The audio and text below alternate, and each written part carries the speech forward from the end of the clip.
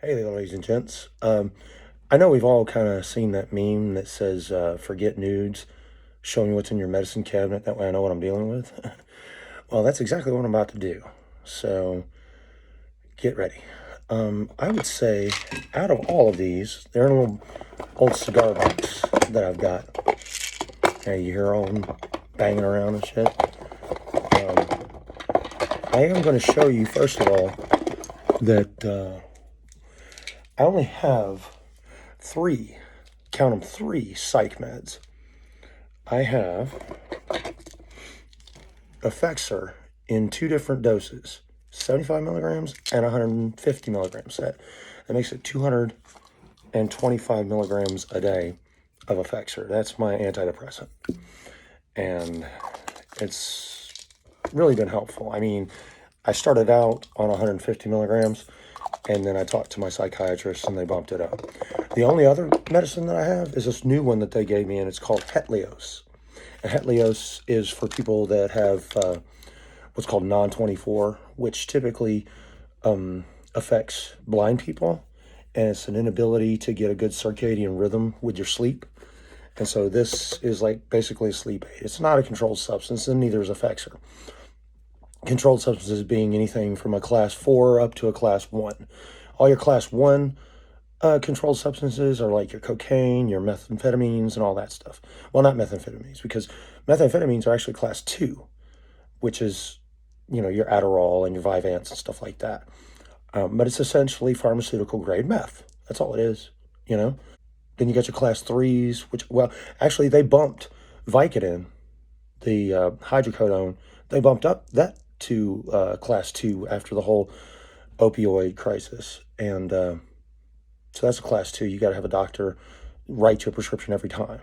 I think that Xanax and all the benzos have been bumped up to a class 2 as well. All that shit's locked behind the pharmacist's counter, and only the pharmacist can access it.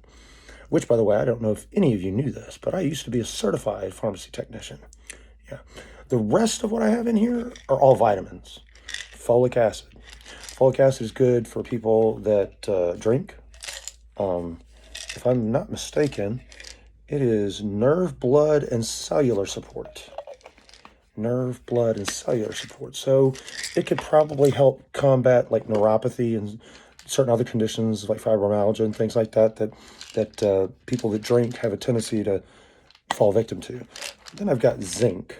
Zinc is extremely good for your immune health, and this is something that I want to I know a lot of people don't know anything about drugs. They couldn't tell you the first thing about the medicine that they're actually taking. They don't know the dose. They don't know how long they're supposed to take it. They don't know how many times a day they're supposed to take it. They just take it. Somebody tells them to take it, I take it. They don't know the name of it. They don't know what it does, but they do it. And it's just like, I'm sorry. I know a lot of people eschew pharmaceuticals altogether, don't want to have anything to do with them, think they're evil.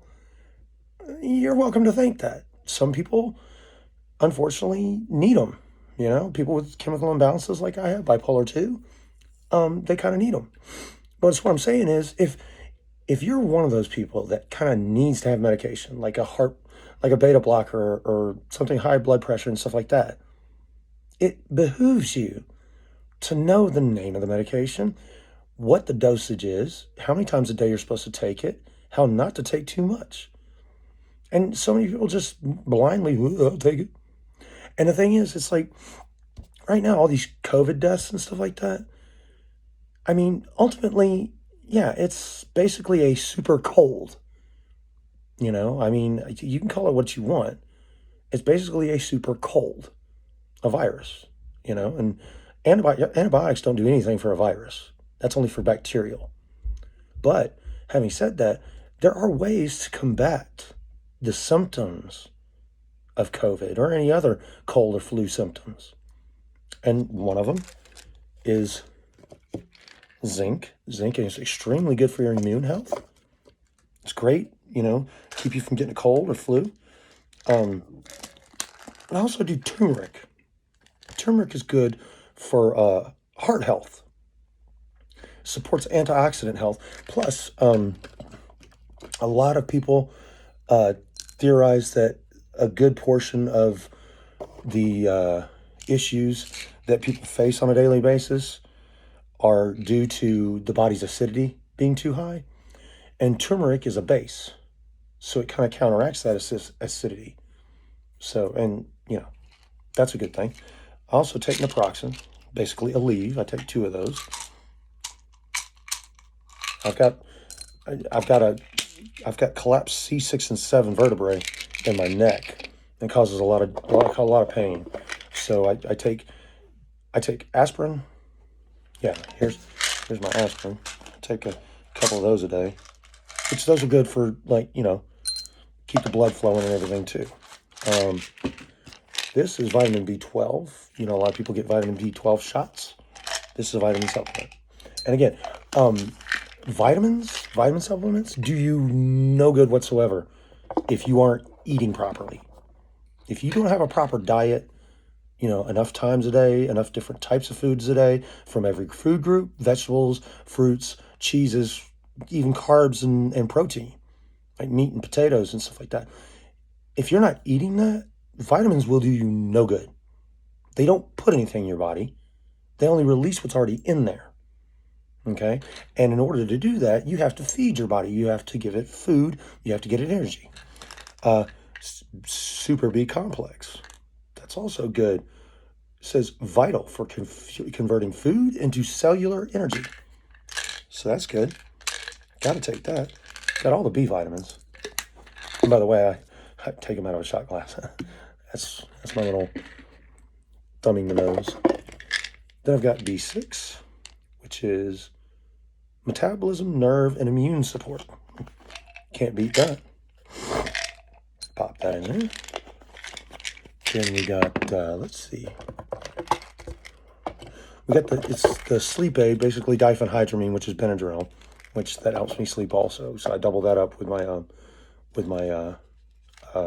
Hetlios at night.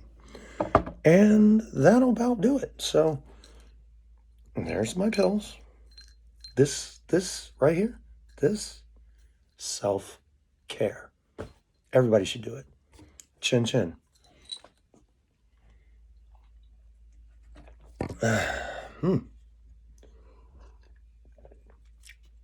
Also, drink plenty of fluids. Always hydrate. Always hydrate, especially if you drink like beer or any other alcohol. That stuff will dehydrate you. Plus, it fucks with your sugar levels in your body. That's why you wake up with a hangover. It fucks with your sugar levels, and once your sugar levels, I mean, that fucks your whole world up. Okay. Anyway, educate yourself. Get informed. A lot of this stuff that's going on right now could be avoided or counteracted with proper care. And it's a shame that so many people out there don't know the first thing about how to care for themselves.